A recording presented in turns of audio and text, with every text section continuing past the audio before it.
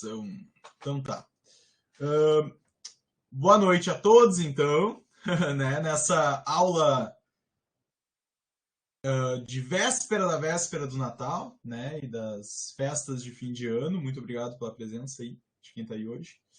E hoje faremos a nossa revisão de genética, né? Ali da parte da biologia, mas falaremos sobre a genética no vestibular da URGS e o que é importante sabermos para a prova, né?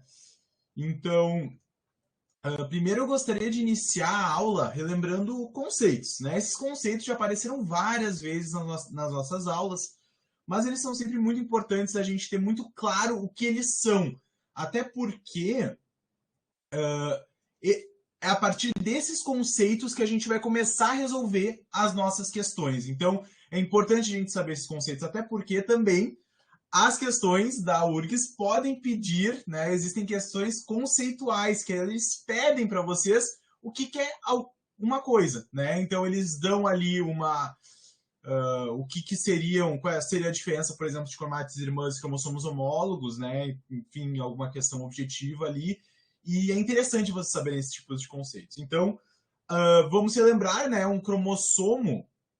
Não sei se vocês querem fazer algo um pouco mais interativo hoje, tipo, se alguém gostaria de falar alguma coisa na aula, ou se eu falo por mim mesmo aqui, vocês que sabem. Vocês querem, de repente, eu vou falando aqui qualquer coisa se vocês quiserem, daí comentem aí no chat. Mas assim, então, o que é um cromossomo, né? Vamos lembrar lá do início, nossa primeira aula de genética lá do extensivo, né? Um cromossomo nada mais é que uma estrutura, tá, que tem um DNA extremamente condensado, é a maior condensação do DNA, tá? Ele vai ser importante durante a multiplicação celular, até porque eu posso dividir esse DNA em células diferentes, né? Um vai para o lado, outro vai para o outro, toda aquela questão de meiose e mitose que a gente falou nas aulas durante o extensivo, tá? E ele vai conter, então, material genético de um organismo, tá? Já o cromossomo homólogo, o que é um cromossomo homólogo? Tudo bem, são cromossomos, né? Mas eles têm uma particularidade em comum. Eles são cromossomos muito parecidos entre si. Eles têm tamanho igual, eles têm o centrômero. O que é o centrômero? É isso aqui que está no meio. Deixa eu ver se consigo fazer calma aí que eu tenho que compartilhar comigo aqui para eu poder desenhar junto. Um cromossomo homólogo, então, ele tem isso aqui, ó. Um centrômero igual, tá? Na mesma posição que o outro. Tá vendo que eles têm na mesma posição. Eles têm tamanho parecido também, tá? E eles têm os genes nas mesmas posições. Então percebam que esse gene amarelo está na mesma posição nesse outro cromossomo aqui, porque eles são homólogos, tá? Então é isso que são cromossomos homólogos. Agora, o que são cromátides irmãs? Importante, cromossomos homólogos não necessariamente precisam ser iguais, tá? Eles são muito parecidos, mas eles não precisam ter a sequência exatamente igual nos mínimos detalhes. Diferentemente de cromátides irmãs, que, salvo alguma mutação que ocorreu ali durante a replicação celular, eles vão ter, né, um código genético extremamente parecido. Por quê? Porque cromátides irmãs vão ser justamente isso aqui, ó. Eu tenho aqui um dos cromossomos, esse é um cromossomo duplicado, e cada cromátide irmã é são dois bracinhos aqui, né? Separei as duas cromátides irmãs ali, tá? Então é mais ou menos isso, tá bom? A cromátide irmã. Então é fazendo essa divisão, eu consigo dividir as duas cromátides irmãs. E ela nada mais é que a duplicação da outra, elas são iguais, tá bom? Então vão ter os mesmos genes e tem os mesmos alelos, enquanto os cromossomos homólogos têm os mesmos genes, mas não necessariamente precisam ter os mesmos alelos, tá?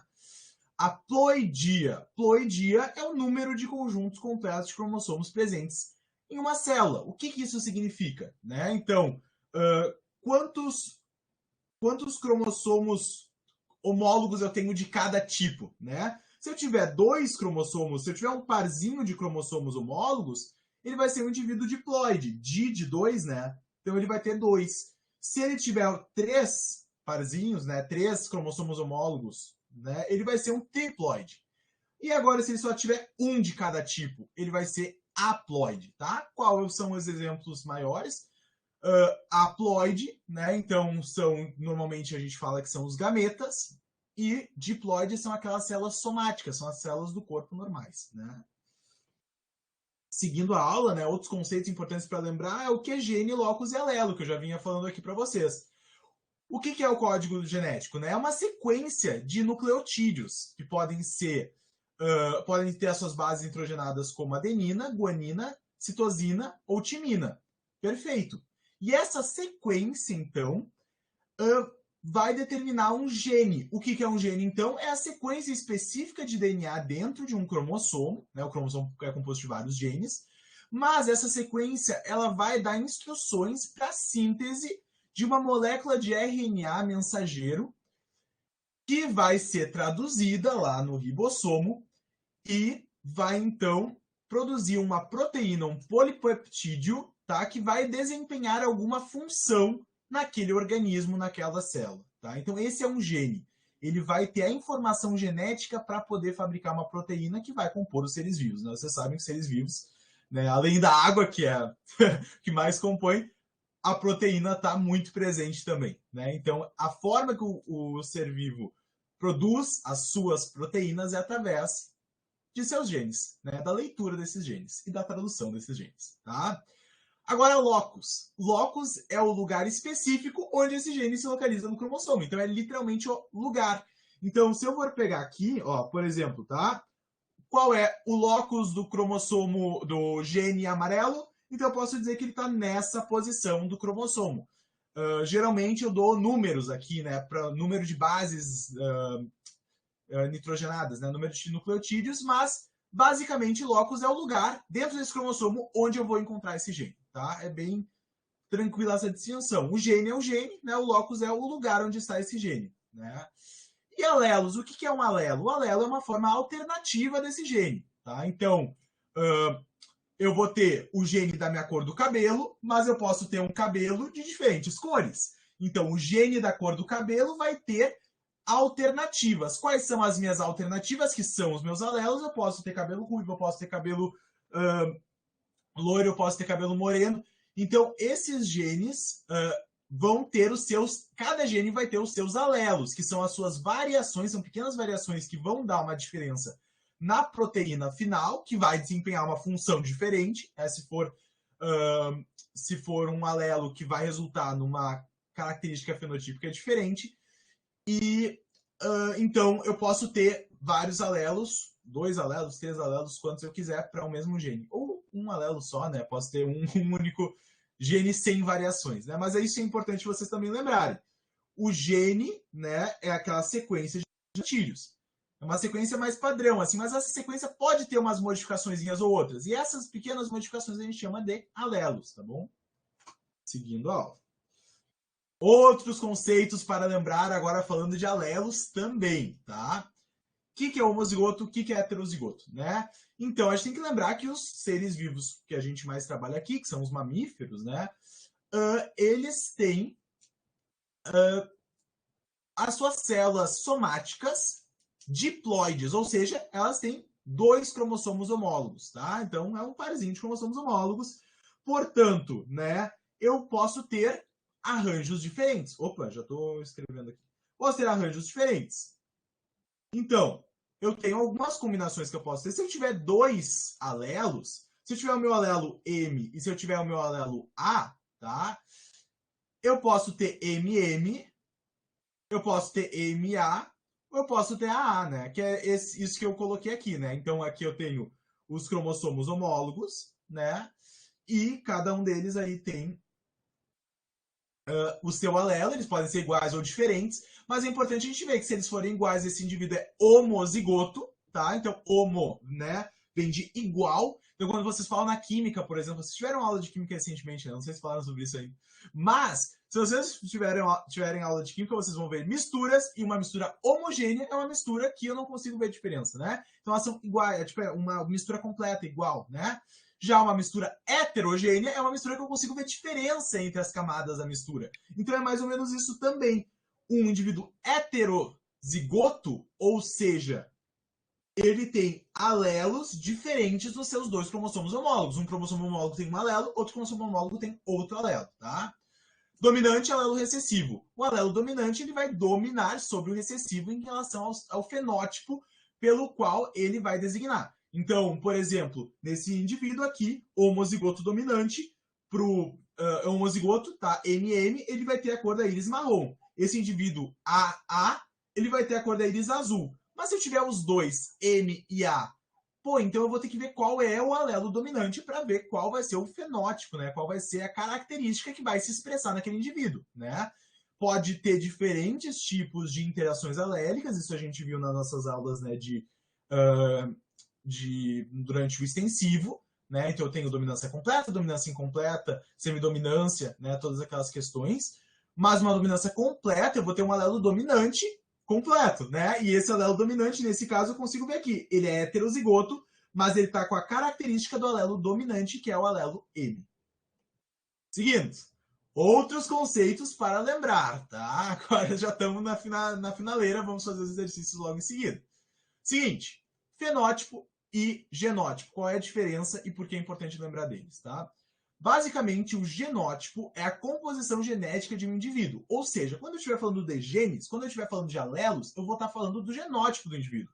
Esse indivíduo é azão, azão, azão, azinho, bezão, azinho, enfim. Quando eu estiver falando de todas essas letrinhas, é tudo genótipo, tá? Então, é o que está lá dentro do núcleo da célula daquele indivíduo de código genético, tá? Esse é o genótipo, tá? O que foi herdado dos pais, né? Isso é genótipo. Agora, fenótipo.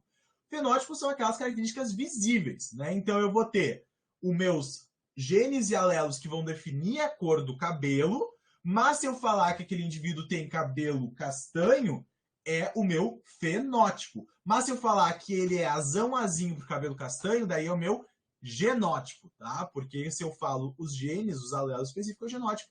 Se eu falar a característica em si, então uma característica visível ou detectável, pode ser morfológica, pode ser desenvolvimento, pode ser fisiológico, pode ser até comportamental. Tem muitos elementos comportamentais que podem sim ter uma relação com a herança genética, tá? E ela é resultante, é interessante falar que o fenótipo é resultante da manifestação do genótipo em relação ao meio ambiente. Então, eu gosto de fazer essa formulazinha aqui, que é genótipo mais meio ambiente vai resultar no fenótipo, tá? Eles vão andar juntos. Então é importante, assim, não é só porque eu tenho esses genes específicos, tá?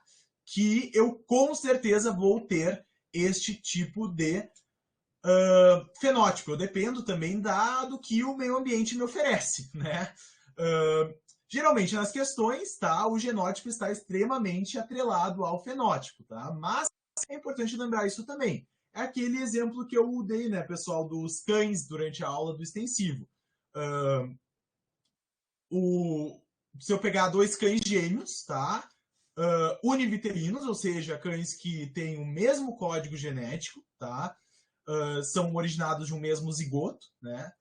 Então, esses cães eles vão ter exatamente o mesmo genótipo. Mas, e se eles tiverem um genótipo, por exemplo, que tem uma característica, né, para desenvolvimento rápido, né, e bastante crescimento, se eu pegar esses cães e um eu alimentar muito e o outro eu simplesmente deixar uma restrição alimentar muito severa, com certeza no final do crescimento deles, esse cão que eu alimentei bem e que eu tive um bom cuidado vai ter crescido muito mais, vai ter se desenvolvido muito melhor do que um cão que eu deixei mal nutrido e mal cuidado, né? Apesar deles terem o mesmo genótipo. Então essa é a ação do meio ambiente para a definição do fenótipo. Esse é um exemplo, né, pessoal?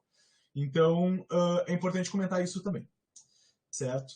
Mas não esqueçam, o genótipo está extremamente ligado ao fenótipo também, né? Então, os dois andam muito juntos. Relembrando agora padrões de herança autossômica. Então, vocês lembram a diferença entre os autossomos e os cromossomos sexuais? Os autossomos, né? Eu tenho 46, vou colocar ali, 46 cromossomos no total na célula de um ser humano, tá? Na célula somática do ser humano. Só que eu vou ter 23 pares, né? Vou ter 23 pares porque eles estão, né, tenho dois, são diploides, então tem dois cromossomos homólogos, tá? Então vou dividir pela metade, tem 23 pares, tá? Desses 23 pares, 22 são autossomos e um par é sexual, tá? Então define o sexo do indivíduo e 22 são autossomos, ou seja, não tem variação entre indivíduos de sexos diferentes, tá? Então vamos lá.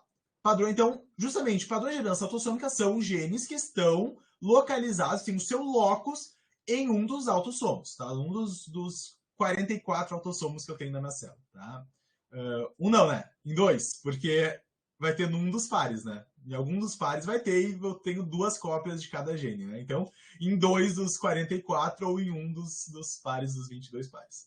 Então, vamos lá. Herança autossômica dominante, como é que eu vou identificar? Né? Vocês lembram do heredograma direitinho ou vocês querem que eu revise o heredograma? Se vocês puderem me responder, pessoal, ali que daí eu já... Se quiserem eu reviso o heredograma, como é que monta e tal, mas se estiver tranquilo, daí eu já vou direto para herança. Como é que vocês estão em relação a isso?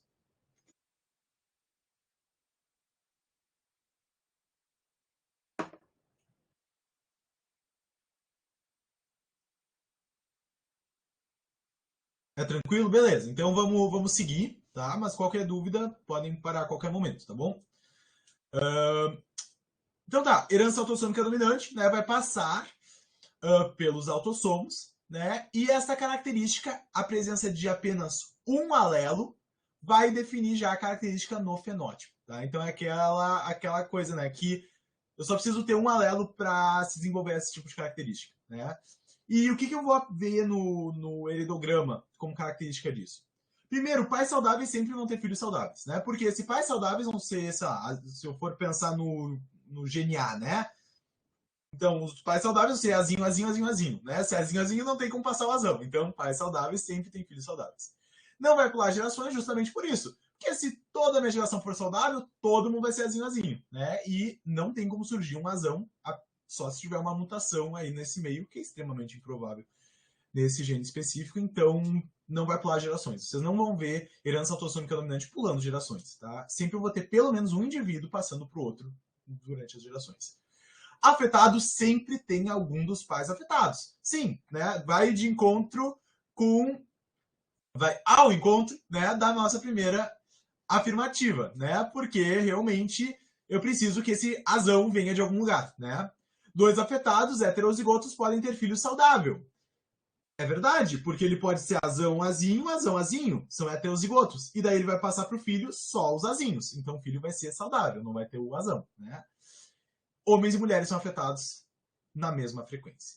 Agora, herança autossômica excessiva, exatamente igual a herança autossômica, né? Herança autossômica dominante, apesar, só que a diferença é que o meu gene, na verdade, o meu alelo doente ou da característica é o alelo recessivo. Então, a doença vai ocorrer de portadores heterozigotos. Então, se eu tenho um azão, azinho, na minha dominante, ele ia ter a característica, então não ia ser portador. Ele ia ter a característica que ia ter, né, ter a doença, enfim.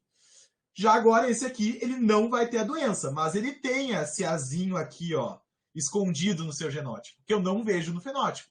Então, esse é o pulo do gato da herança autossômica excessiva. Eu tenho portadores heterozigotos que não vão ter no seu fenótipo a característica, mas vão carregar consigo o alelo. Então, é possível que não se expresse em todas as gerações justamente por isso, porque eu posso ter portadores, posso ter vários portadores numa geração, ninguém vai ter a doença, mas pode ter a doença na geração seguinte. Todos os filhos de dois pais afetados são afetados. Claro, porque dois pais afetados, eles têm que ser azinho, azinho. Então, azinho, azinho, azinho, azinho, sempre vão passar os azinho, azinho, né? Então, com certeza, os filhos vão ser azinho, azinho. Isso eu já sei também. E pessoal, isso que eu queria chamar muito a atenção agora, tá? Eu considero uma das coisas mais importantes para lembrar sobre a herança autossômica recessiva, tá? Que é dois pais saudáveis, homozigotos, podem ter um filho afetado. Então, esse exemplo muito claro aqui, por exemplo, ó. Tá vendo que eu tô tendo dois pais heterozigotos tendo um filho que heterozigotos são portadores e não são afetados, mas eles estão tendo um filho afetado, tá?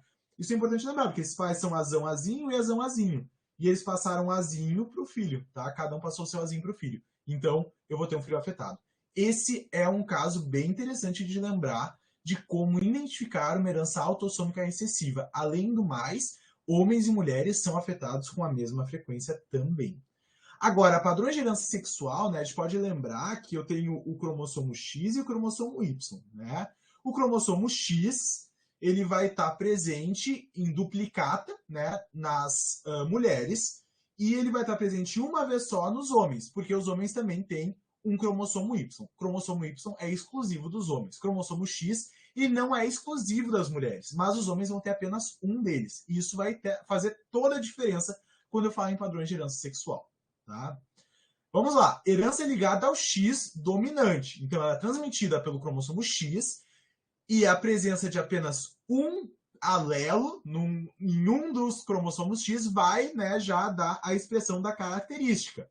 Nesse caso, mulheres são mais afetadas do que homens, porque mulheres têm 2 cromossomos X, homens só têm um. Então, mulheres têm mais chance de receber um cromossomo X afetado, né? Já que apenas um já dá a característica, né? Então, é importante lembrar isso, tá? Agora, herança ligada ao X recessiva. Vocês lembram? Agora vamos ver se vocês lembram. Exemplos de doenças relacionadas que têm padrão de herança ligada ao X recessiva. Vocês lembrariam de alguma? Tem umas duas, pelo menos, bem famosas aí que vale a pena a gente lembrar, tá? Se vocês quiserem já escrevendo no chat, se vocês lembrarem de alguma, senão eu falo depois. Mas só para lembrar, então, ela é transmitida também pelo cromossomo X, por isso que eu falo que ela é ligada ao X, mas a presença de apenas... vamos lá. Mas a presença de 2 alelos nas mulheres ou apenas um nos homens. Então, por quê, né? Porque a mulher tem 2 cromossomos X. Se apenas um deles for aqui, ó, por exemplo, só esse aqui, ele carrega a característica, tá? Ela tem um outro cromossomo X meio que protegendo, então não vai expressar. Já o homem, né, ele não tem escapatória, é o que ele tem, é o que ele tem. Então, esse azinho aqui, na verdade, pro homem nem importa se é recessivo ou dominante nesse sentido, assim, falando bem pragmaticamente, porque o que ele tiver vai ser o que ele vai expressar, porque ele não tem uma compensação de um segundo alelo, tá? Nesse caso, ele só tem esse alelo. Então, é esse alelo que vai dar a característica para ele, tá? Então, por este motivo, homens são mais afetados que mulheres em herança ligada ao X recessivo, tá bom? Assim, não caiam, tipo, não necessariamente eu preciso ter um heredograma recheado de homens e quase nenhuma mulher afetada. Não precisa necessariamente acontecer isso, tá bom? Mas ocorre com mais frequência. Então, se vocês virem homens mais afetados que mulheres, vocês podem suspeitar disso, tá? Mas às vezes pode ser um grande azar também. Então, fica como dica assim também. Sempre tenham cautela, nunca vão direto assim, ah, meu Deus, é só isso. Tem uma chance grande de ser, então um chute vale a pena. Mas sempre preste atenção nos outros sinais também, tá? Que a gente vem comentando aqui, tá? Ninguém falou quais são as doenças de herança ligada ao X recessivo, agora tô chateado com vocês, gente. Ninguém tá... Vocês não estão conversando comigo hoje. Isso, olha aí. Rafael colocou daltonismo. Daltonismo é uma delas. Então eu já vou escrever aqui, daltonismo. Tá? Daltonismo é uma delas. Ih, tá, daltonismo, tá? E uma segunda, vocês lembram também? Tem uma outra, que é em relação à coagulação do sangue. Vocês lembram? Vou dar a dica aqui para vocês. Hemofilia. Então, daltonismo e hemofilia são doenças ligadas ao X recessivas, tá? E por fim, herança ligada ao Y, holândrica, essa aqui cai muito raramente, né? Não lembro de cair muito. Mas só para vocês saberem que ela é transmitida pelo Y, portanto, apenas homens podem ter alguma doença ligada ao Y, né? E o homem vai herdar sempre do pai. Então, vocês podem olhar aqui que daí, olha assim, 100% assim, ó, só homens, tá? Então vai ser só homens mesmo, tá? Agora, vamos lá. Daí agora, foi um pouco inevitável, até peço desculpas, de fazer um tema meio natalino, assim. O conceito é exatamente o mesmo, tá? Mas eu quis colocar uns personagens natalinos aí no meio pra gente já entrar no clima de Natal. Então, em Pinheiros de Natal, tá? Ah, já aviso pra vocês, todos os exemplos são fictícios, tá bom? Não levem ao pé da letra, tá bom? Todos os exemplos são 100% fictícios. Mas que são boas referências pro que a gente tem que saber pro vestibular. Então, vão por mim que esses exercícios foram selecionados a dedo. Em Pinheiros de Natal, a presença de uma estrela no topo, herança autossômica, é um fenótipo dominante em relação à sua ausência. Um pinheiro de Natal heterozigoto com estrela ao topo foi cruzado com um pinheiro de Natal sem estrela no topo. Caso o cruzamento resulte em 8 pinheirinhos de Natal, a proporção esperada é de tarará pinheiros com estrela e tarará pinheiros sem estrela. Então vamos resolver esta questão, tá? Eu deixei a questão em cima ali para vocês, mas vamos conversando aqui, vamos vendo como é que a gente pode resolver isso. Então, primeiro, pessoal, a minha dica é sempre entendam o que a questão está pedindo e o que a questão está falando, tá? Então, eu identifiquei ali que está falando sobre Pinheiro de Natal e que a presença de uma estrela no topo, então até vou desenhar uma estrela aqui, tá? Ela é uma característica dominante, tá? Então, ou a estrela no topo vai ser exão. Tô dizendo exão porque estrela, né? Então vocês podem pegar a letra que vocês quiserem, é só para eu conseguir, né, fazer os cruzamentos. Ou exão, né? Então, porque é uma característica dominante, né? E quando eu não tenho nenhuma estrela no topo, então eu vou colocar só um X, assim como se não tivesse, ela é exinho, né? O que é importante é o exinho é sem estrela no topo e o exão é com estrela no topo. Perfeito. É isso que me deu de informação, é isso que eu sei sobre os pinheiros de Natal. Ótimo. Agora, um pinheiro de Natal heterozigoto com estrela no topo. Então, calma aí. Um pinheiro de Natal heterozigoto. Heterozigoto tem os dois alelos diferentes. Só tem dois alelos aqui, então eu já sei que ele é exinho, né? E ele tem estrela no topo porque ele é heterozigoto, né? Ele foi cruzado com um pinheiro de Natal sem estrela no topo. Então, vou colocar um X e ele é exinho, né? Porque ele não tem estrela no topo. Caso o cruzamento resulte em 8, ficou dinheirinhos. 8 dinheirinhos de Natal, pinheirinhos de Natal. Proporção esperada. Qual é a proporção esperada se eu fizer um cruzamento entre esses dois indivíduos, né? Vamos fazer nosso quadro de Punnett, então. Como é que faz o quadro de Punnett? Eu pego, né, faço um quadrado e divido esse quadrado em 4 partes, tá? Eu vou pegar e vou colocar, então, os alelos desse indivíduo, né, que nada mais são que os gametas são haploides, carregam só um alelo, né? Então, vou colocar de um indivíduo num canto e os alelos do outro indivíduo no outro canto, né? E eu vou fazer minha distribuição, né? Então, exão com exinho, exão com exinho, exinho com exinho e exinho com exinho. Ok. Opa.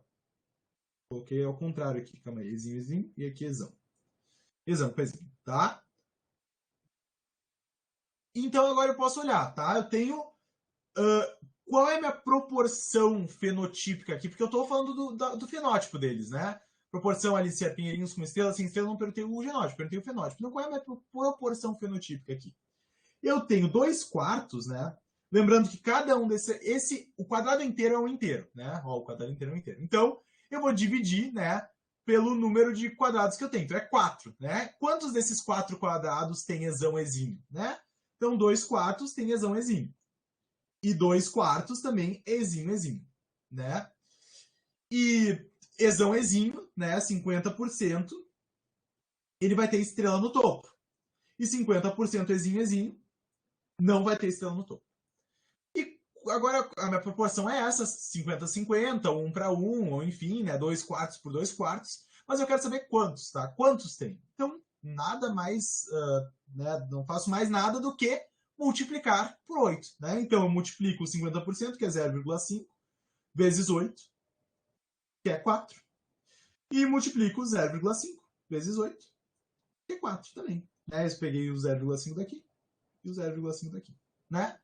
Faço isso, eu chego no resultado que 4 vão ter estrelas no seu topo e 4 não vão ter estrelas no seu topo. Tá? Essa é a primeira questão. Agora vamos para a segunda questão. Agora a gente vai dificultando aos poucos, tá bom? Isso aí, pessoal. Agora eu vi que vocês estão comentando ali. Podem comentar, tá? Eu vou lendo o chat. Considere que... Agora de novo, né? Tem que ser os exemplos natalinos. Considere que glacê colorido em homens biscoito é uma característica condicionada por herança ligada ao X recessiva, enquanto o glacê branco é o alelo dominante para o mesmo gene. Obrigado, Vitória. Eu queria fazer uma coisa mais temática, assim, então que bom que gostaram. Fico muito feliz. Me esforcei. Sabendo que a geração parental, P, é constituída apenas por homens biscoito com glacê colorido, numa F2 de 640 filhos ou filhas biscoitos, a proporção fenotípica esperada de... E daí tem várias opções. Tá, vamos digerir esse negócio aos poucos, né? Até eu tô confuso agora. Eu escrevi a questão e eu tô confuso do que tá pedindo. Mas vamos aos poucos. Vamos entender. É isso assim... como é que é? O segredo, sabe? É ir digerindo, entendendo, desenhando, sabe? Eu gosto de desenhar. Vocês perceberam que eu gosto de desenhar as coisas. Porque tu começa a entender o que a questão tá pedindo, tá? Então vamos ver o que a questão tá me falando. Glacê colorido em homens biscoito é uma característica condicionada por herança ligada ao X recessiva, tá? Então, eu tenho um glacê colorido, até vou tentar desenhar que cor vocês gostam, hein? Vou pegar aqui em clima de Natal, vou pegar um, não sei, pegar um laranja. Lilás, vamos pegar um lilás, então. Lilás. Isso é muito lilás, mas enfim. Então eu vou pegar, sei lá, um glacê, vou pegar fazer um negócio assim, parece tipo um creme de glacê, tá? Ficou um creme de glacê assim. Então, glacê colorido, tá? É uma característica condicionada por herança ligada ao X recessiva, tá? Então ele é...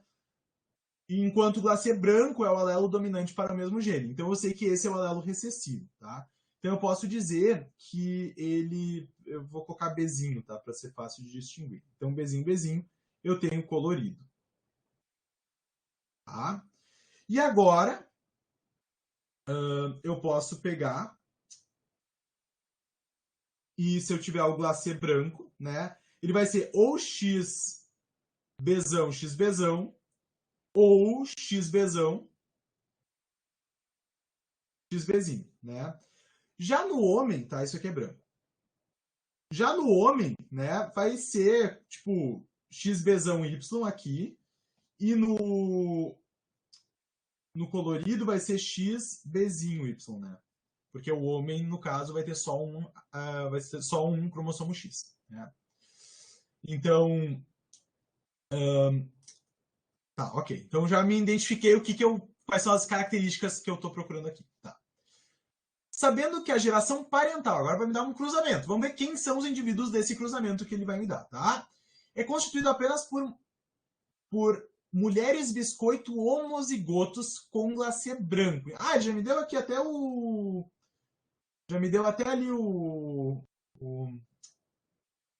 genótipo, né? Mas enfim. Ali eu coloquei C, mas é que o C é difícil de identificar o maiúsculo do minúsculo, né? Então por isso que eu mudei para o B depois, quando eu estava fazendo. Então, eu tenho mulheres biscoito, XBzão, XBzão. Todas são XBzão, XBzão. Um glacê branco. E homens biscoito com glacê colorido. Eu não preciso nem dizer se é homozigoto ou heterozigoto, porque se ele tem glacê colorido, com certeza ele é XBzinho Y. Tá? E agora eu quero saber o que eu vou ter numa F2. Então, para chegar na F2, primeiro eu tenho que chegar na F1. Para chegar na F1, eu vou fazer um quadro de Punnett. Então, o meu quadro de Punnett, de novo, né? Eu vou fazer um quadrado. Fiz um quadrado muito pequeno agora. Fazer um quadrado, tá? E vou ver o que eu tenho na minha F1 para começar a história. Então, eu vou colocar XBzão, XBzão, XBzinho, Y, né? E eu vou fazer a minha distribuição. XBzão, XBzinho, XBzão, XBzinho, XBzão, Y e XBzão, Y. Percebam que 100% das mulheres, porque metade são mulheres, né? Então, 100% das mulheres biscoito, elas são... 100% das mulheres biscoito, elas têm, né, o genótipo heterozigoto. Elas são XBzão, XBzinho, né? Esse Bzinho elas pegaram lá dos homens biscoito da geração parental, né? E 100% dos homens, então, homens biscoito, são XBzão Y, né? Então, quantos são afetados aqui, né? Afetados não, quantos tem o glacê colorido? Nenhum deles, né? Todos têm glacê branco. Porque, né, heterozigoto aqui das mulheres é glacê branco, né? O Bzão vai ser branco já, e os homens só tem o glacê branco. Só que as mulheres, elas são portadoras.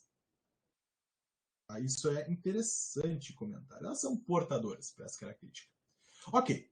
Só que eu não perguntei da F1. Essa aqui, pessoal, é a F1. Tá? É a minha F1. Eu perguntei a F2. A F2, agora eu vou ter que pegar as mulheres e os homens biscoito da F1, cruzá-los entre si para ver qual vai ser a minha proporção fenotípica na F2. Tá? Não sei se alguém está copiando ou se eu posso apagar. Se tiver alguém copiando é porque não sei, não vai dar espaço.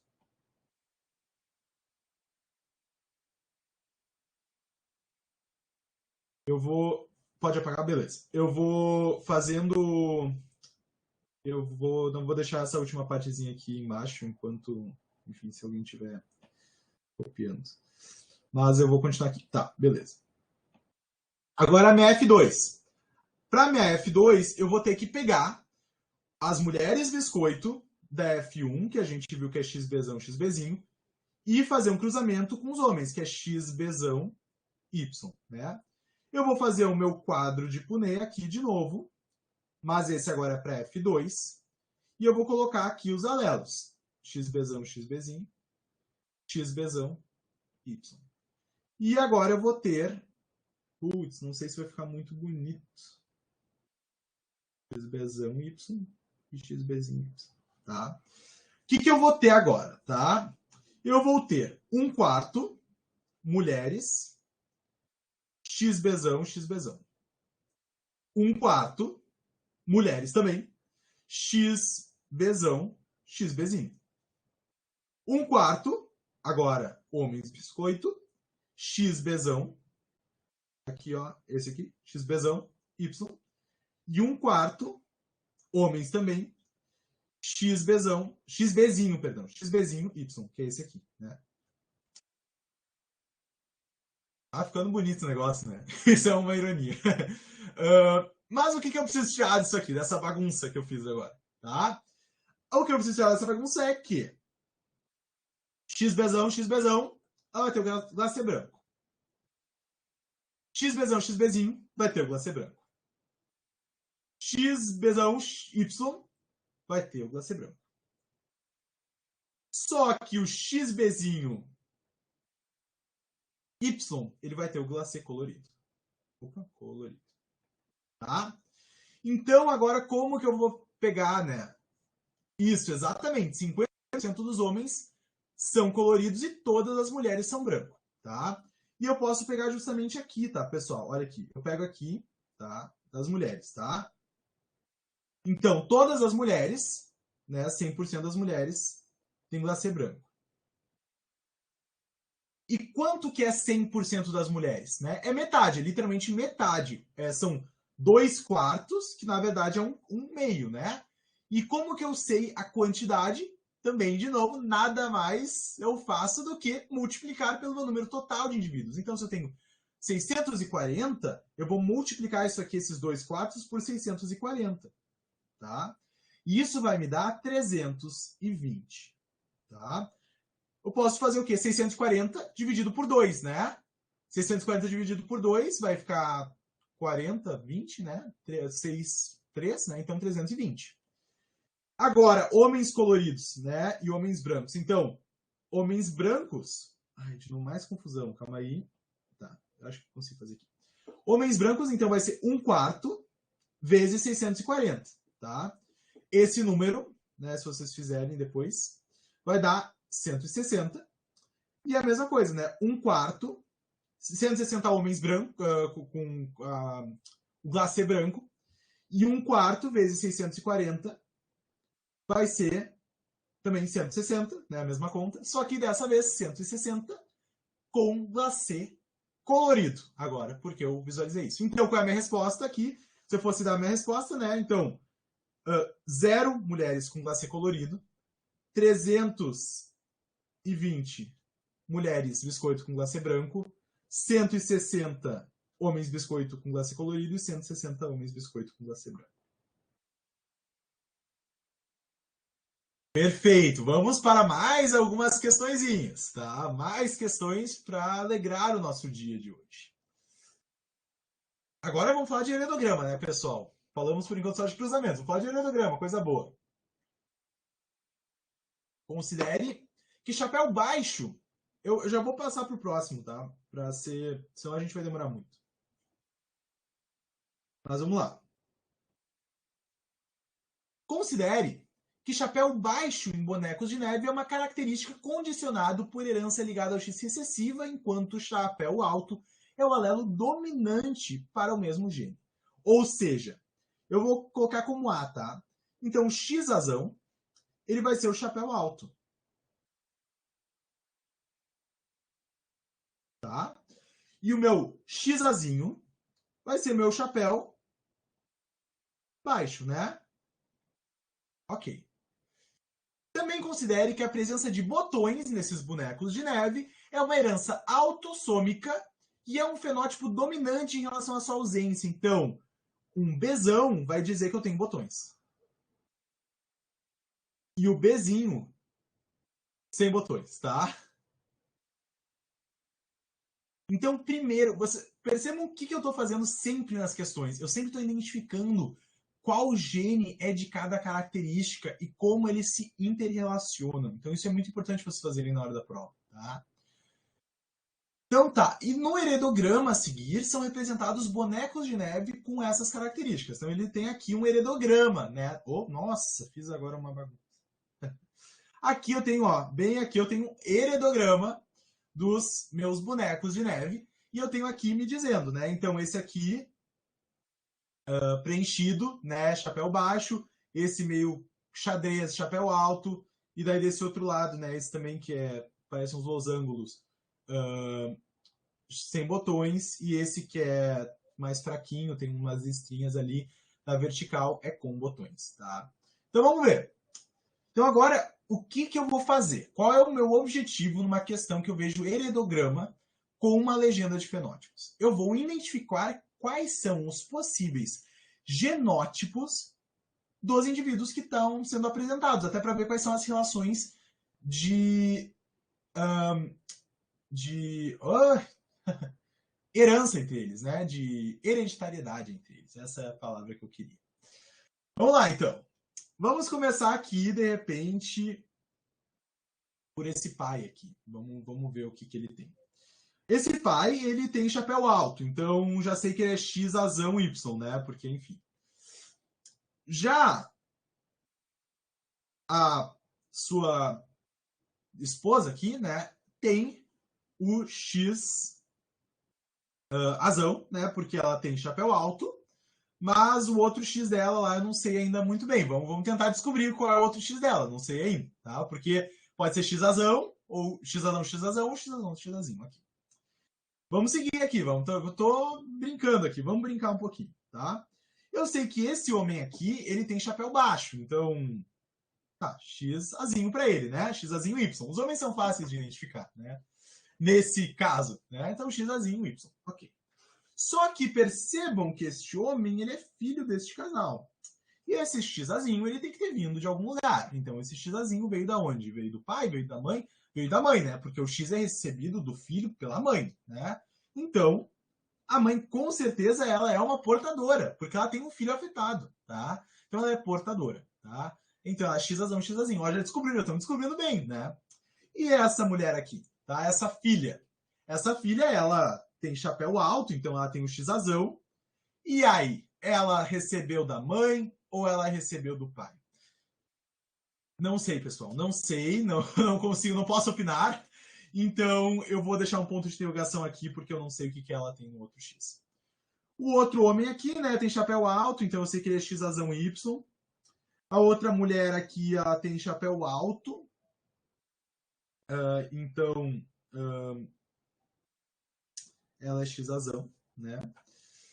Alguma coisa também, né? E é isso por enquanto, né? São esses que eu posso ver.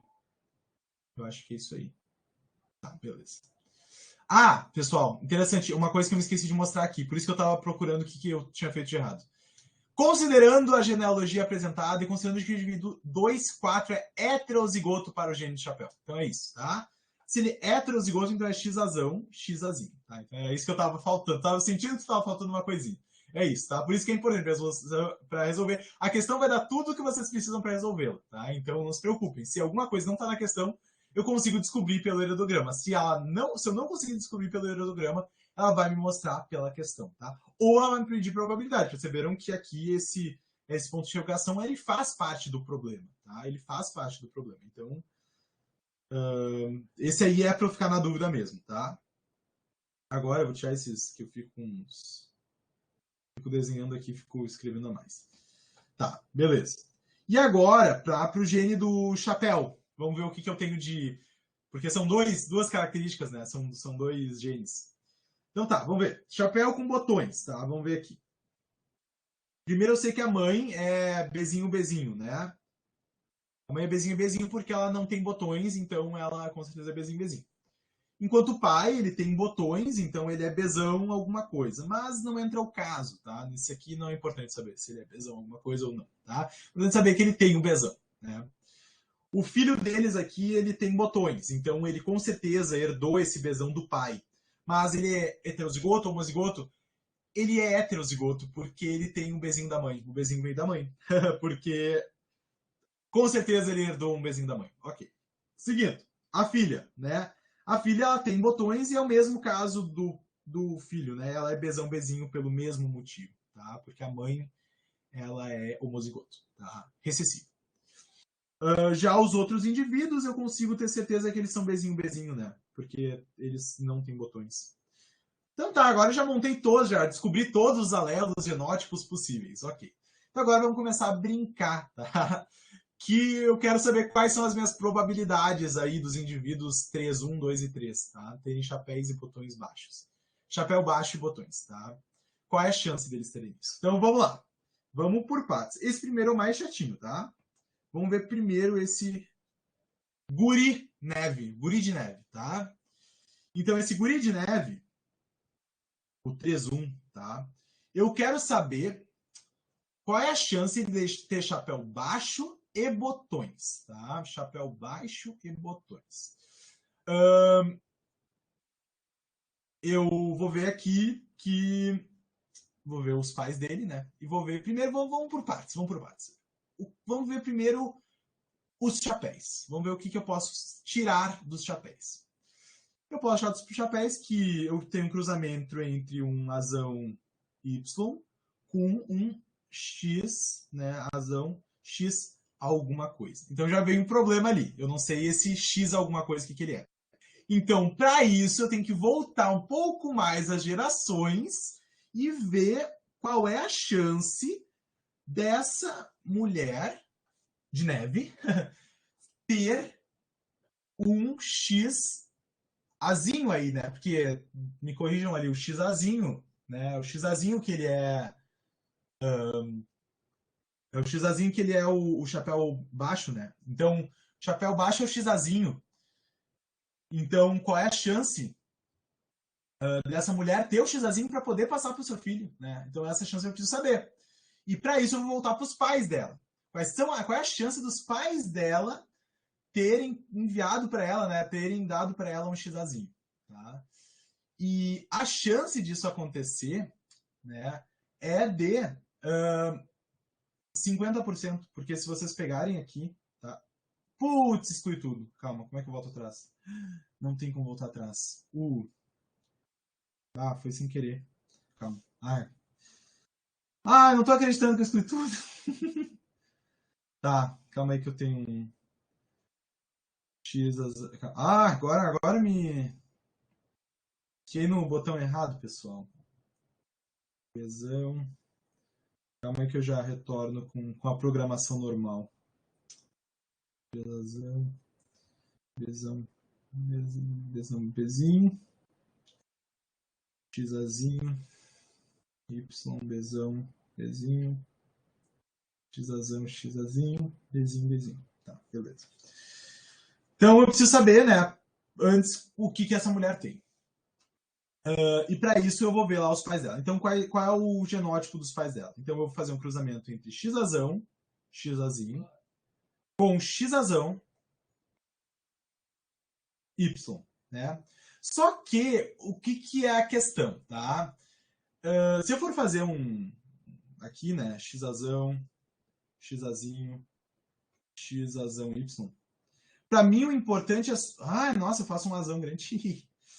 Para mim o importante é só isso aqui, né? Que ela pode ter Xazão, ou Xazão, Xazinho. Porque o Y não importa, porque eu sei que ela é uma mulher de neve, ela não é um homem de neve. Um boneco de neve, uma boneca de neve, né?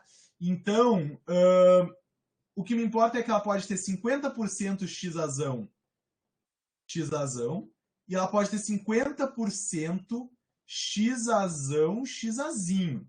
E é nesse 50% Xazão, Xazinho que eu vou me focar, tá? Porque é a minha chance de ter um chapéu baixo nesse filho aí. E agora, então, vamos ver. O filho, ele vai ter que herdar da mãe um dos X, né? Ele tem 50% de chance de herdar o Xazão e 50% de herdar o Xazinho. Então, já vejam que eu estou colocando. Então, a mãe tem que ser 1/2 de chance de ser Xazão, Xazinho, e o filho tem que ter 1/2 também de chance, né, de herdar esse Xazinho que a mãe possivelmente tem 50% de chance de ter. Então, eu já multiplico, né? Lembra da regra do E e do OU? Então, o E eu multiplico, então ela tem que ter o Xazão, Xazinho, e o filho tem que herdar o Xazinho. Então, daí assim eu garanto que o filho vai ter chapéu baixo. E agora, os botões. Os botões eu tenho um Bzinho, Bzinho, sendo cruzado com um Bzão, Bzinho, né?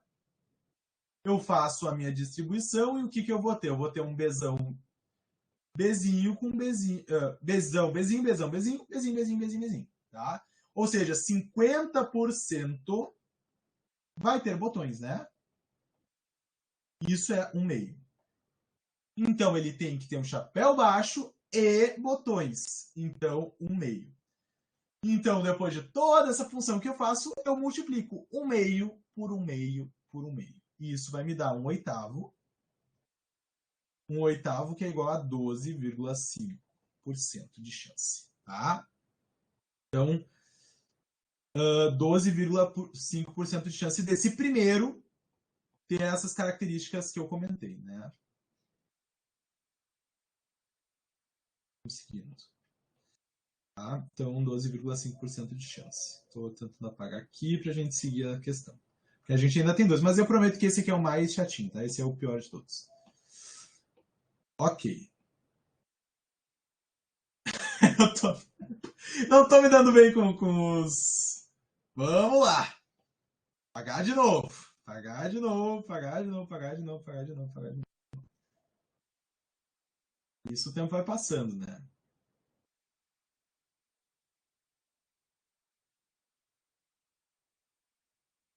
Tá, beleza. Então, 12,5. Esse aqui eu já descobri, né?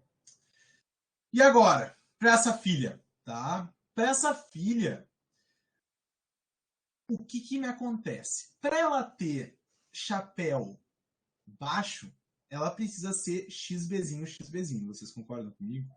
Essa boneca de neve tem que ter XBzinho, XBzinho. Porque só assim ela vai ter chapéu baixo. Porque senão ela vai ter chapéu alto, né? Opa, Xazão, né? Xazinho, Xazinho. Senão ela vai ter chapéu baixo, né? Então, só assim ela vai ter chapéu baixo. Porque se ela tivesse Xazão, Xazinho, ou Xazão, Xazão, vai ter chapéu alto. Para isso acontecer, ela precisa ganhar um Xazinho da mãe e um Xazinho do pai. Tudo bem, existe uma chance da mãe passar um Xazinho se ela tiver o Xazinho de fato. A gente poderia voltar para aquilo que a gente falou do menino. Só que o pai, ele é Xazão. Ele tem o Xazão, é o homem só tem um X. Então, com certeza, essa filha vai ser Xazão alguma coisa. Ou seja, a chance dela ter as características que eu estou procurando nada mais são do que 0. Ela não tem como, é impossível ela ter chapéu baixo. E eu nem vou me importar com o botão, porque já não... a primeira coisa que eu pedi já não tem, então nem vou me importar com a segunda mais, tá? A chance é zero. Porque qualquer coisa multiplicada por zero, né, a chance é zero por 1, ou por 2, ou por 3, né? Zero, é zero. Vezes, o que eu colocar aqui 1/2, vezes 2, enfim, o que seja, é sempre zero. Tudo que eu multiplicar por zero é zero. Então é 0% de chance. Tranquilo. 3 vezes multiplicado por 1/2, porque tem fato da probabilidade relacionada ao sexo. Então, não necessariamente. Vamos voltar ali. Não, calma aí. O meu primeiro meio, vamos ver se eu consigo me fazer entender assim. É porque eu tive problemas aqui técnicos nos desenhos aqui. O meu primeiro meio, tá? Ele é a chance da mãe. Então, a chance da mãe ter herdado. Então, herdado, tá? O xazinho. Então, esse é o meu primeiro meio, tá? O meu segundo meio é a chance desse filho aqui ter herdado esse mesmo xazinho que a mãe tem no caso agora, porque eu defini que ela tem nesse 1/2 de chance, tá? Por isso que eu estou multiplicando, né? Então, da mãe ter herdado o xazinho ao meio, e se a mãe tem o xazinho, dentro desse universo desse 1/2, eu tenho mais 1/2 de chance desse filho herdar de fato o xazinho da mãe. Porque a mãe pode ser esse 1/2 ter herdado o xazinho, mas o filho pode não ter herdado dela, tá? Por fim, eu tenho mais 1/2 de chance desse filho ser Bzão Bzinho, né? Então, 1/2. Então, essa que é a minha multiplicação, tá? Eu posso fazer de algumas formas diferentes, tá? Então, é que tu vai ver aqui, nisso aqui, ó. Quer ver? Ele não vai entrar, isso é legal comentar. E ele não vai entrar esse 1/2 no sexo, porque eu já sei o sexo dele. Como eu já sei o sexo dele, eu não preciso colocar uma probabilidade para o sexo dele, tá? Então, eu vou exemplificar aqui, ó. Eu vou entrar nessa segunda afirmativa já, tá? Eu vou entrar aqui mesmo, ó. Eu vou entrar nesse aqui, tá? Nesse herdado aqui, tá? Que eu estou comentando com vocês. Tá? Se eu for pensar que o pai fazer um quadro de Punnett, tá? E é um cruzamento o quê? O pai aqui, ele é xazão, y, né? E a mãe, vou considerar aquele 1/2 lá que eu falei, ela é x azão, xazinho, né? Então, meu quadro de Punnett, ele vai ser xazão, xazinho, por xazão, y, né? Então, xazão, xazão, xazão, xazinho, xazão, y, xazinho, y. Nesse caso, tá? Ele teria tá aqui um quarto, né? Só que no caso, eu sei que ele não é uma boneca de neve, né? Eu sei que ele é um boneco de neve. Então, essa é a minha primeira fileira que me dá uma mulher, eu simplesmente ignoro, porque eu sei que não é possível, porque ele é um boneco de neve. Então, o que me sobra, por isso que eu falo que é 50%, porque esse meu quadro de Punnett, ele acaba se tornando só dois quadrados, tá? Porque eu tenho certeza que ele vai herdar o y do pai, né? Então, isso eu tenho certeza. Então, só vai me contar isso. E eu sei que esse aqui, um quadrado representa o meio, e esse um outro quadrado representa o meio. E o meio que eu estou querendo na minha coisa é esse aqui. Por isso que eu multiplico por um meio, tá? Então, não necessariamente tem a ver com o sexo. E agora o último.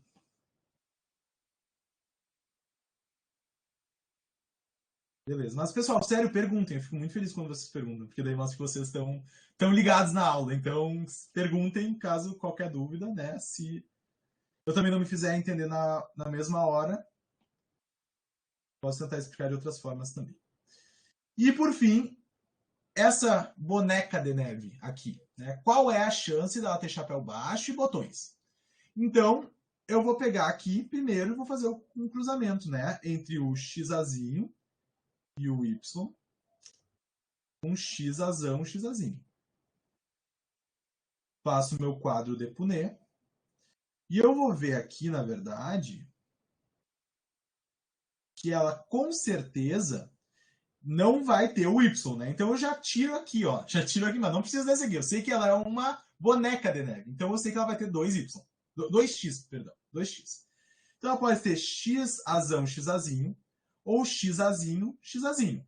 E o que me interessa é desse XAzinho, XAzinho, porque ele vai me dar 1/2, né, de chance, tá? Esse XAzinho, XAzinho, tá? É o que eu vou me importar. Agora, eu já fiz 1/2, então ela tem 1/2 de chance de ter chapéu baixo. E botões?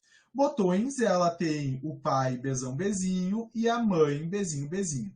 Esse cruzamento, né, se a gente for fazer o quadro de Punnett também. O que aconteceu aqui?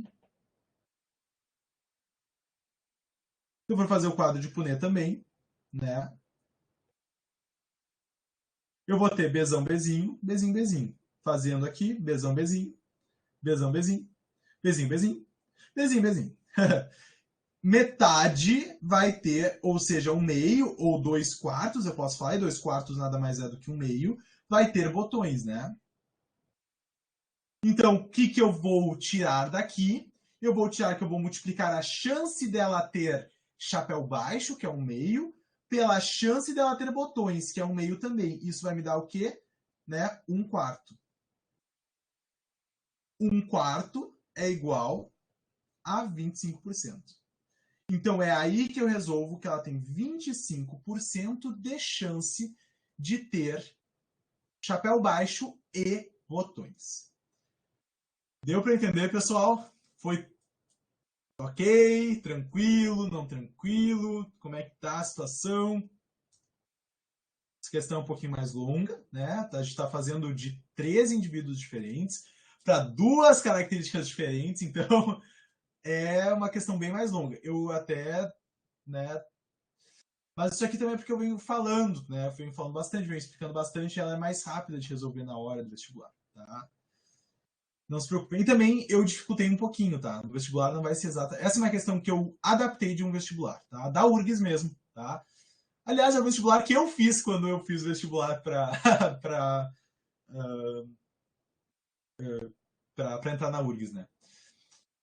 Então, pessoal, o nosso tempo está muito corrido. Eu ainda quero falar de sangue com vocês, tá? Esse é inevitável, sangue, tá? Sistema BO e RH. Então, as reninhas, que era a questão que eu estava achando mais legal, eu vou ter que pular por agora. Tentem resolver em casa, tentem resolver. Pegue Natal, perfeito, clima natalino, tá? Pegue Natal, tentem resolver em casa, tentem resolver o que vocês acham, qual pode ser a solução para essa reninha, tá? E se tiverem dúvida, tá, em relação ao gabarito ou como se resolve, tá? Eu mando para vocês a minha solução depois, tá bom? Mas tentem, fica como dica, fica como tema natalino, tá?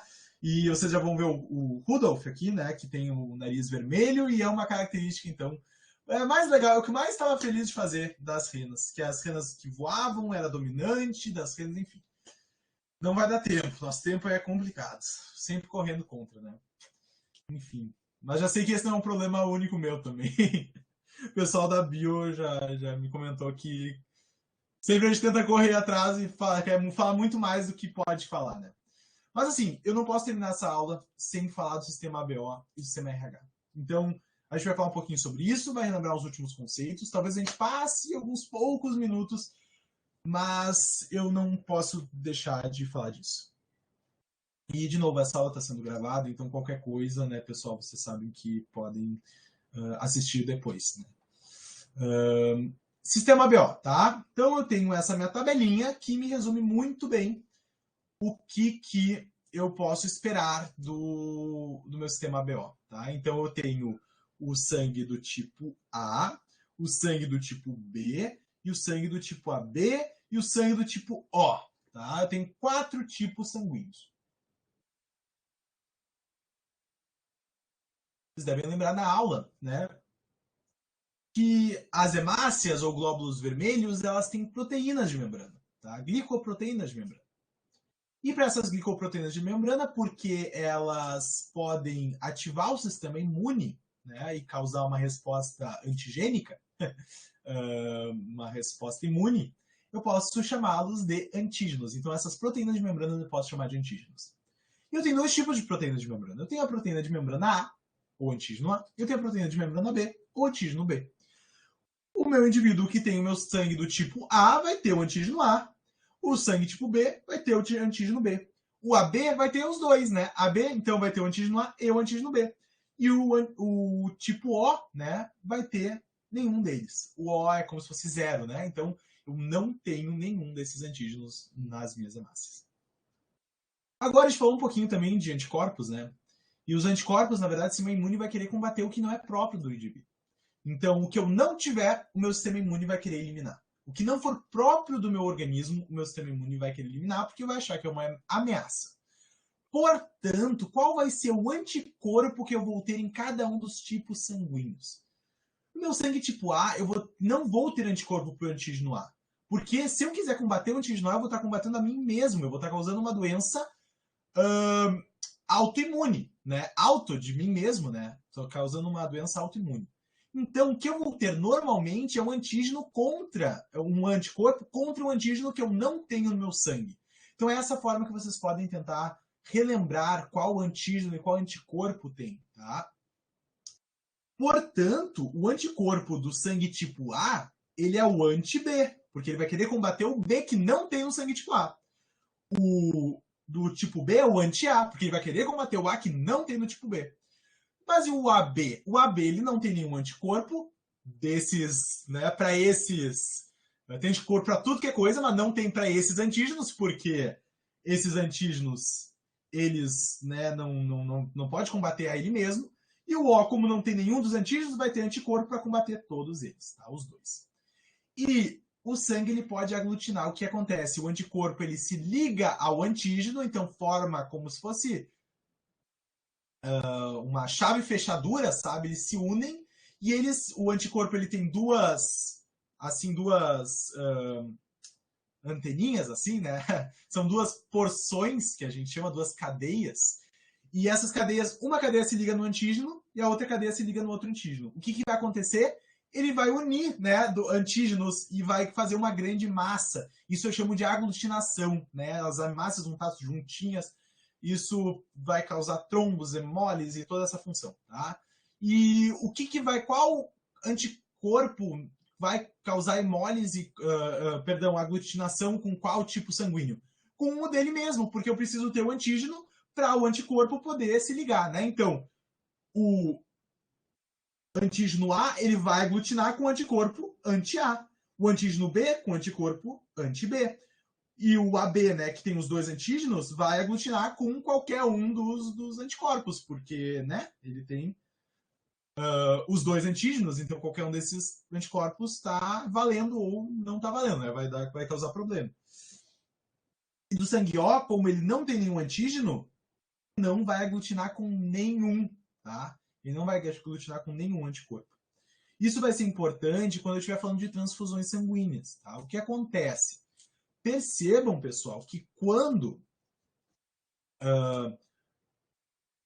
aqui, ó, o O ele tem o anticorpo, todos os anticorpos. Então, quando eu tenho um receptor O, ele tem anticorpo para tudo. Então, ele não pode receber um sangue que tenha um antígeno, qualquer um deles. Então, o O, eu vou dizer que ele é o meu doador universal e ele vai receber apenas do O.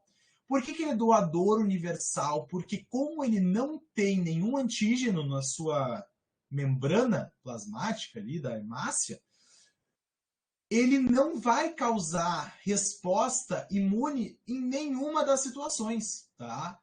Nenhuma das situações, mesmo com ele ou mesmo qualquer outro, não tem problema, porque eu não tenho antígeno ali. Eu não importa qual o sangue receptor, não me interessa qual antígeno tem, porque qual anticorpo tem, porque ele não vai causar aglutinação, porque o O não tem antígeno, tá? Então por isso que eu vejo aqui o meu O não aglutinando com nenhum, tá vendo aqui, ó? Ele não aglutinou com nenhum. Já o AB, ele vai ser meu receptor universal. Por quê? Porque o meu AB, ele pode receber de todo mundo, tá? Porque ele não tem nenhum anticorpo contra nenhum desses antígenos A nem B, né? Então ele pode aqui, ó, o AB ele recebe de todo mundo. Mas como ele tem os dois antígenos, ele vai aglutinar com qualquer um dos tipos sanguíneos que tem algum tipo de anticorpo aí, né? Que são todos os outros, né? O O tem o anti-A, anti-B, o A tem o anti-B e o B tem o anti-A, né? Então, ele vai aglutinar com qualquer um. Então, isso é importante vocês lembrarem. Qual é a doador universal, qual é o receptor universal. Depois, pessoal... o que aconteceu aqui? Deu um delay aqui para mim. Depois, o que vocês podem fazer é essa lógica, né? Então, o A ele recebe dele mesmo e do O B recebe dele mesmo e do O recebe só dele e o A recebe de todos, né? E o AB, perdão, o AB recebe de todos, tá? Já essa hora também já começa a cabeça ir para outros lugares, né? Já para doar, o O vai doar para todos, o AB vai receber só dele mesmo, o A vai receber do O e dele mesmo, e o B vai receber dele mesmo e do O, tá? Então é mais ou menos isso. E a genética dos tipos sanguíneos? Como é que eu faço, né? Então, o sistema ABO é um tipo de polialelismo. Polialelismo é quando eu tenho 3 ou mais alelos para o mesmo gene, né? E nesse caso eu tenho o isão A, que vai definir a produção de antígeno A, o isão B, que vai definir a produção de antígeno B, e o isinho, que vai definir a ausência de antígeno, ou seja, o isinho é aquele alelo que não vai produzir antígeno nenhum. Qual é o padrão, né? Qual é a interação alélica entre eles? Os isãs, né, tanto o isão A quanto o isão B, ele vai ser dominante completo contra o isinho. Tá? Então, se eu tenho um isão, ele já vai dominar sobre o isinho. Já o isão A e o isão B, eles vão codominar, eles são codominantes, é uma interação alélica de codominância. O que significa isso? Codominância é os dois alelos vão se expressar, eles não vão se combinar. Eu não vou ter um super antígeno, mas sim eu vou ter os dois antígenos, tá? Então isso que é importante, eles são codominantes. Então o que significa? Para os fenótipos e genótipos, se eu tenho isão A e isão B, eu tenho sangue AB. Se eu tenho isão A ou isão A isinho, eu tenho sangue do tipo A. Se eu tenho isão B, isão B, isão B isinho, eu tenho sangue do tipo B. Se eu tenho isinho, isinho, eu tenho sangue do tipo O. Tá? Então isso é importante também. Beleza. Sistema RH, dominância completa. Esse é mais tranquilo, né? Rzão produz fator RH. O fator RH é uma outra proteína que também está na membrana plasmática, tá? E o Rzinho, ausência de fator RH, ou seja, Rzão domina sobre Rzinho. Qual é o meu fenótipo e o meu genótipo nesse sentido? Eu posso dizer, aí eu digo, né, RH positivo ou RH negativo, né? Ou aquele sangue positivo ou negativo. Então, positivo vai ser Rzão, Rzão, ou Rzão, Rzinho. Eu vou ter que ter um alelo dominante. Enquanto que o Rzinho não, né? O negativo, ele obrigatoriamente vai ter que ser Rzinho, Rzinho, porque recessivos, eles têm que estar em pares para poder, né, estarem expressos. E esse aqui, de novo, né, pessoal, né, o positivo pode doar só para positivo e recebe dos dois. O negativo pode doar para os dois, mas recebe só do negativo, né? É interessante falar que o RH também tem uma sensibilização prévia, então não necessariamente na primeira transfusão que vai dar problema, mas isso é uma questão mais prática do que, enfim. E aqui é um outro, né, um slidezinho dizendo aqui do que acontece, né? Então eu posso fazer, geralmente para identificar o tipo sanguíneo, eu tenho que fazer o anti-A e o anti-B para identificar o ABO, e depois um anti-RH, esse anti-D ou anti-RH, para identificar se ele é positivo ou se ele é negativo, tá? E ali depois é um controle, isso aqui é mais para teste, né? Então, pegando um exemplo aqui, tá? Ele aglutinou para anti-A, ele não aglutinou para anti-B e ele aglutinou para anti-RH. Se ele aglutinou para anti-A, ele tem o antígeno A. Então ele tem o A, tá ok. Mas ele não aglutinou para anti-B. Então se não aglutinou para anti-B, ele não tem o antígeno B. Então ele não é AB, ele é A. Isso eu sei que ele é A, então. E ele aglutinou para anti-RH. Se ele aglutinou para anti-RH, ele tem o RH. Então, se ele tem o RH, ele é positivo. Então, nesse caso, ele é meu A positivo. Então, é essa lógica que eu faço para definir o tipo sanguíneo por esse tipo de teste com o anticorpo. Aqui é uma super tabela, tá? Sobre tipo sanguíneo doador, receptor, que não dá, enfim. Enfim, não precisa decorar isso, tá? Eu não decorei isso, não tem por que decorar isso. O importante é ter essa lógica que eu falei para vocês agora na aula, né? Do que pode doar e tal, porque eu tenho os anticorpos. Qualquer dúvida, perguntem, tá, pessoal? Não se esqueçam disso.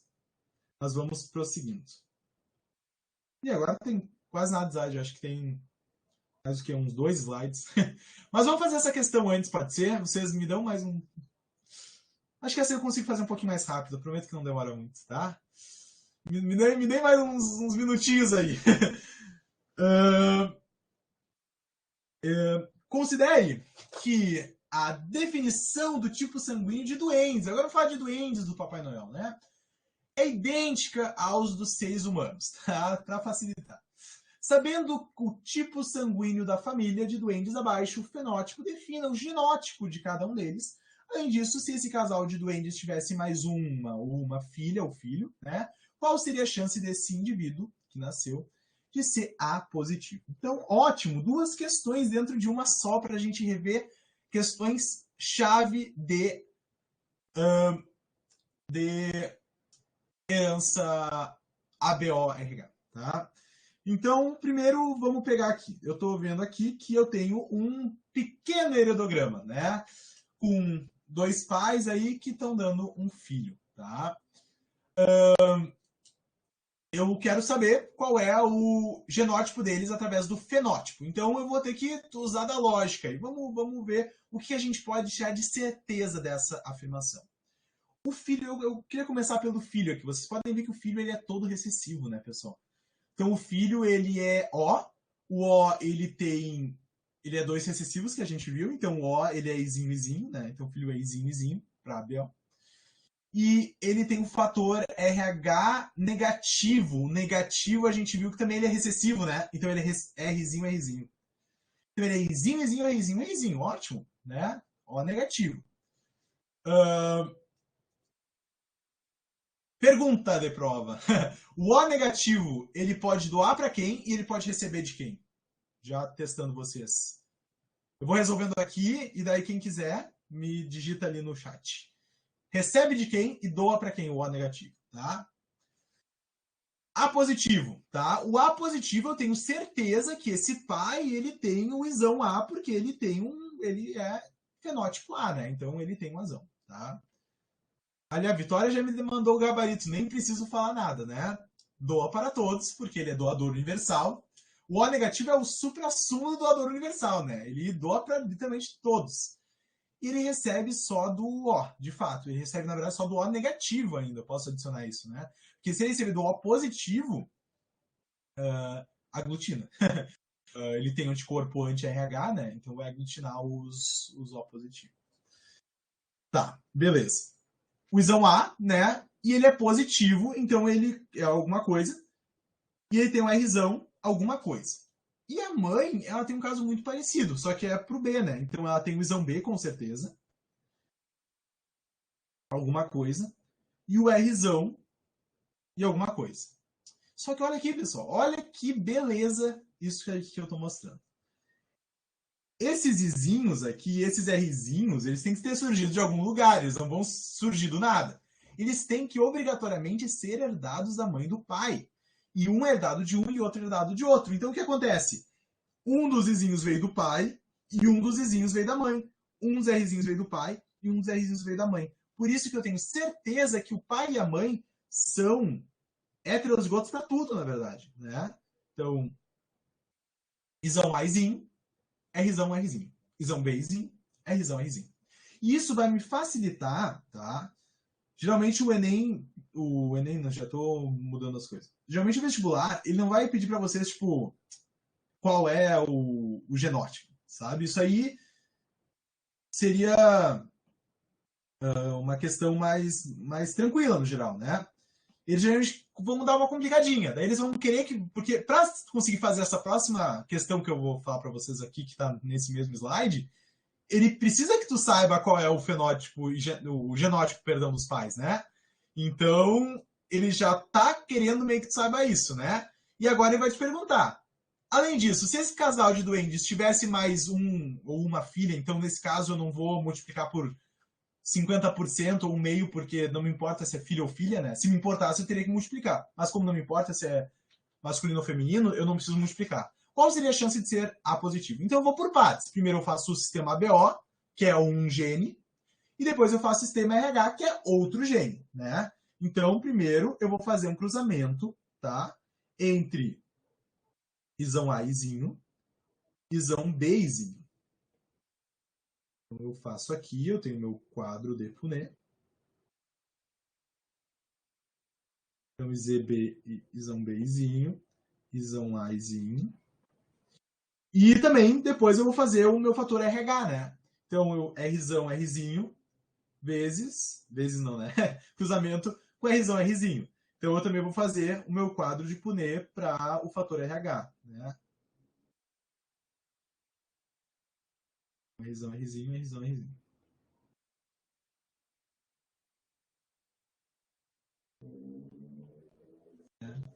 E aqui, isão A, isão B. Se vocês separarem, esse casal pode ter filho de tudo que é tipo de... Né, qualquer tipo sanguíneo pode rolar aí, né? Tem várias alternativas. Isão Bzinho, Izinho, Izinho. Agora eu quero saber qual é a chance de ser A positivo, tá? Para isso eu vou dividir também por partes. Qual é a chance dele ser A? Então eu vou dividir qual é a chance de ser A, qual é a chance de ser positivo, tá? E eu vou multiplicar, porque tem que ser os dois. Então se é A e positivo, então os dois. Multiplicação, é a regra do E, né?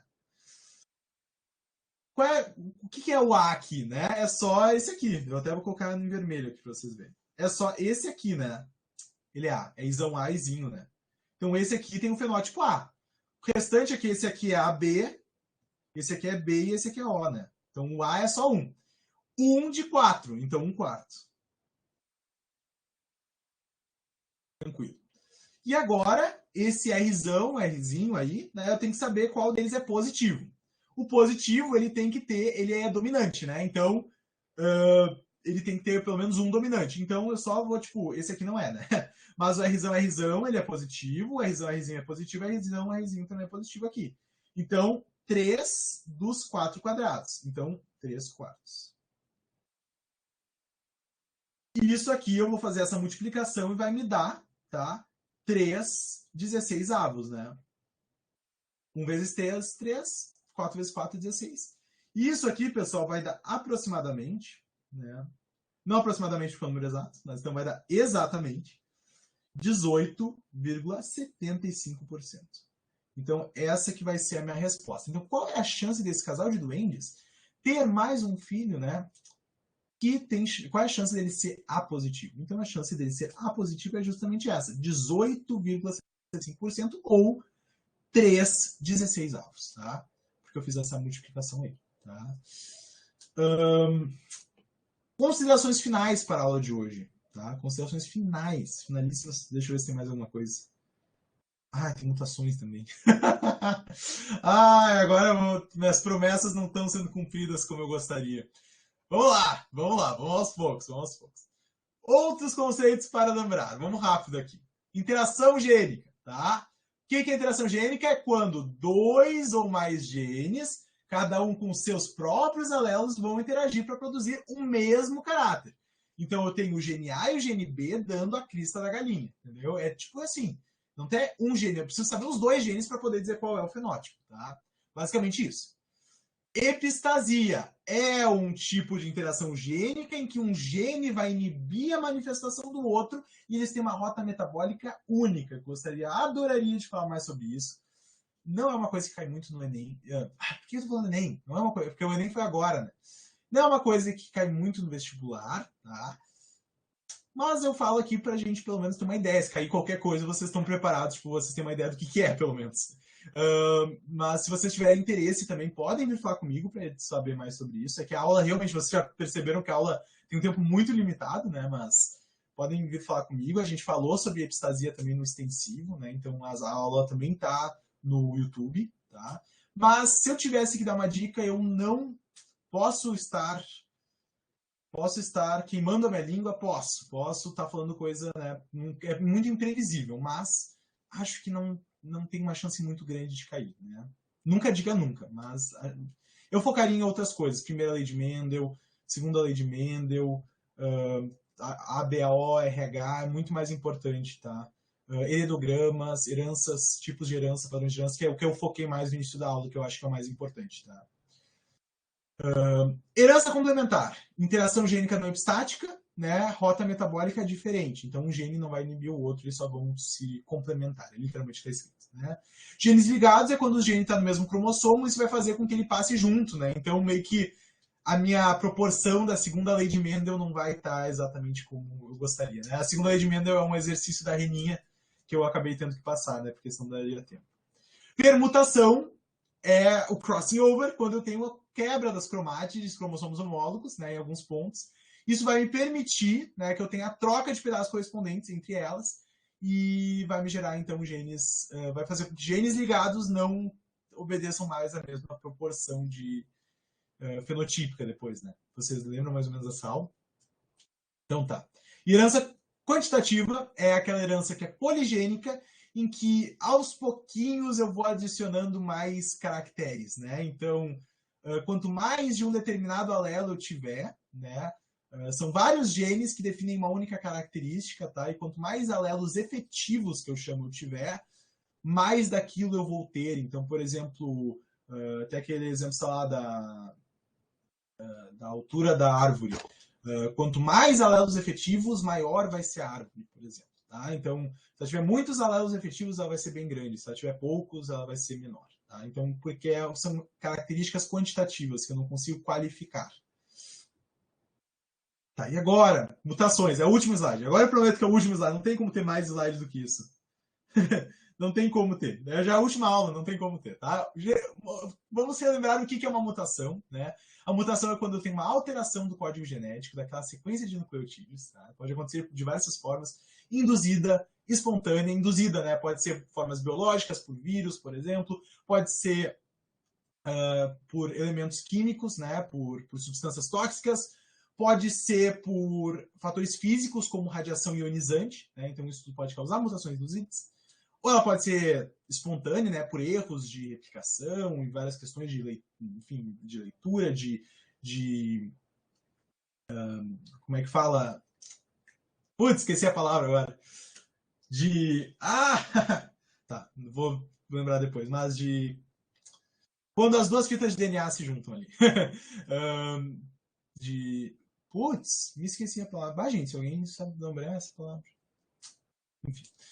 E a mutação ela pode ser gênica ou cromossômica, tá? A gênica ela vai ser lá no gene mesmo, tá? Na sequência de nucleotídeos propriamente dita, assim. Eu vou ler ali a sequência de nucleotídeos, ela vai fazer alguma alteração.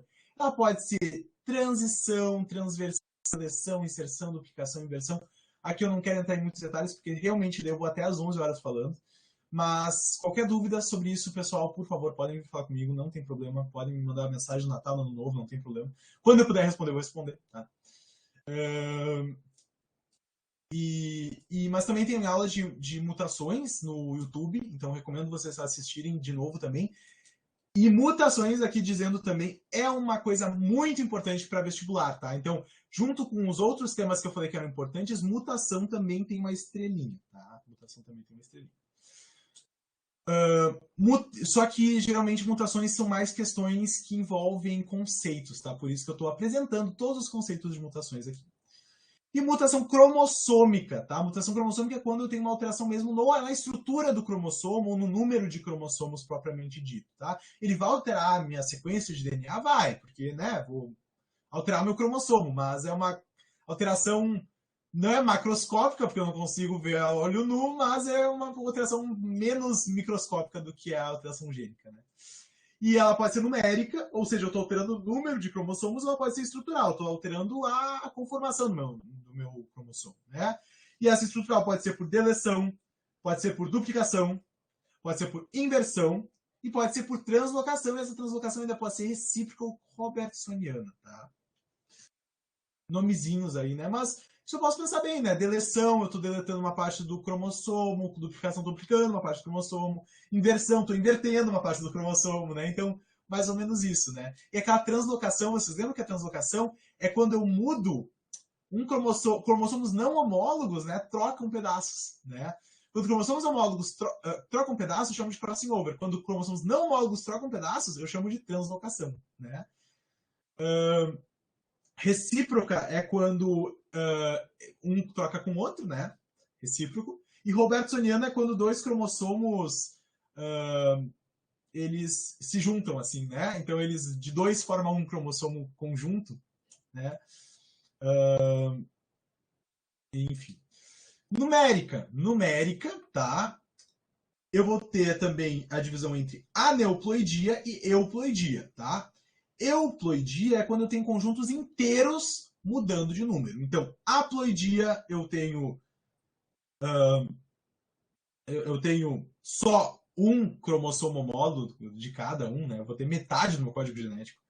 Triploidia eu vou ter 3 vezes, né? Eu vou ter trincas em vez de duplas, eu vou ter trios, né? Então, vai ser em vez de ter, tipo, 2 cromossomos homólogos, assim, né? Eu vou ter um terceiro cromossomo homólogo, né? Aqui eu só vou ter um, né? E o normal é ter 2 nas células somáticas, né? Por isso. Então, essa alteração, né? Mas isso aqui é para todos, tá, pessoal? Isso aqui é importante, não é só para uma dupla, é para todos. Porque se for só para uma dupla ou algumas apenas, eu chamo de aneuploidia. E ela pode ser nulissomia, ou seja, não tem simplesmente nenhum desse cromossomo homólogo lá. Pode ser uma monossomia, eu só tenho um cromossomo. Pode ser uma. Tá, daí se eu tenho 2, né, tá certo. Então, tenho 2, tá certo. Ou pode ser uma trissomia, que eu tenho 3.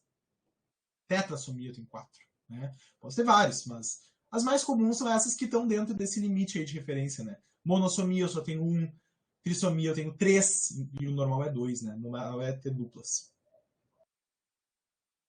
E só para lembrar, cachorrinho natalino, passando para lembrar as principais aneuploidias e seus nomes respectivos. Se eu tenho uma trissomia do 21, eu tenho a síndrome de Down. Uma trissomia do 18 é a síndrome de Edwards. A trissomia do 13 é a trissomia de Patot. A monossomia do X, agora são cromossomos sexuais, eu estou até falando dos autossomos, né? Agora, sexuais, uma monossomia do X é uma síndrome de Turner, uma trissomia XXY é a síndrome de Klinefelter e a trissomia XXX é a síndrome... Ah, essa é mais fácil, né? O triplo X, então tem 3X, né? O normal é 2 nas mulheres, né? Deu certo. Passei 20 minutos, não tô acreditando nisso. Tudo bem que a gente começou um pouquinho depois também, né? Mas de qualquer forma, eu passei bem mais do que eu gostaria. Mas é isso, pessoal. Estamos ainda com um quórum aí de algumas pessoas. Muito obrigado, gente, por terem permanecido na aula até aqui. Assim, essa realmente, eu fiquei impressionado que eu ia dar a última aula do ano. E fiquei até emocionado com isso, assim, tipo, pô, última aula do ano, antes do Natal, véspera da véspera do Natal, tipo, é dia 22 de dezembro, estão ligados nisso. 22 de dezembro, daqui a pouco é Natal, daqui a pouco é véspera de Natal, daqui a pouco é Ano Novo, daqui a pouco é 2023, né? Então, a minha mensagem aqui para vocês é que eu queria dizer, e eu também não vou, provavelmente não vou apresentar mais aulas durante o intensivo também, então é minha última aula do ano, é minha última aula do intensivo também, né? Depois vocês vão ter com outros professores. Então é isso, pessoal. Eu queria agradecê-los, né, pela presença hoje. Apesar de ser véspera da véspera do Natal, estarem aqui até essa hora aprendendo sobre genética. Espero que eu tenha correspondido, né, à expectativa de vocês e vocês tenham conseguido pegar os principais conceitos, tá? Desejo, então, né, muitas alegrias e felicidades, inclusive uma aprovação no vestibular. Isso é o que a gente mais está lutando, né? E o que eu mais desejo para vocês como presente de ano novo. E eu sei que vocês são capazes, então um desejo para vocês e para a família de vocês um feliz Natal, um próspero ano novo e um incrível 2023, tá bom? Boas festas! E boas férias aí, né? Até o dia 4, né? Valeu, pessoal!